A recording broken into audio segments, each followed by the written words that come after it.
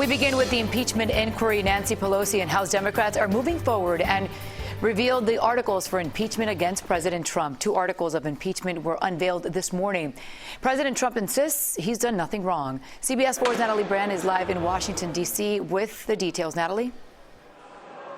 Good afternoon, Maribel. The text of the articles just posted online for all members to see, 9 pages long. And while some House Democrats had made the case for what they saw as a pattern of behavior, ultimately, Democratic leadership went with the strategy of keeping the articles limited to just the key findings of the Ukraine investigation.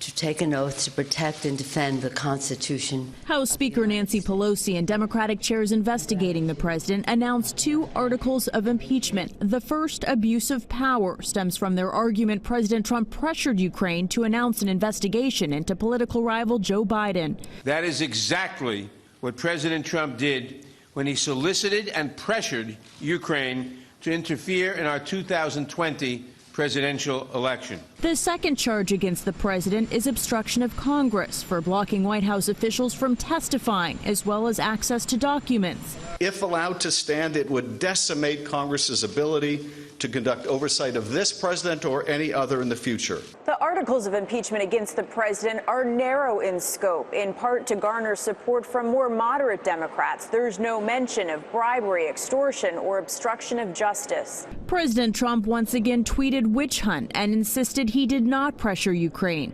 House Republicans denounced the impeachment process as predetermined and partisan. They wanted to overturn the results of the 2016 election, and so they were committed to impeaching him, regardless of the facts. That's been going on from day one. The Judiciary Committee is expected to debate its 2 articles of impeachment later this week, with a full House vote expected next week. And that sets the stage for a possible trial in the Republican-controlled Senate early next year, a trial that the president says he looks forward to because he believes it will be fair in the Senate, again, controlled by Republicans. As for the immediate next steps, the House Judiciary Committee will hold what they call a markup, where they will formally debate and vote on the articles within the committee. We don't have an exact timeline yet, but again, that is expected this week. So in coming days. Maribel? Natalie, thank you for that live report from Capitol Hill.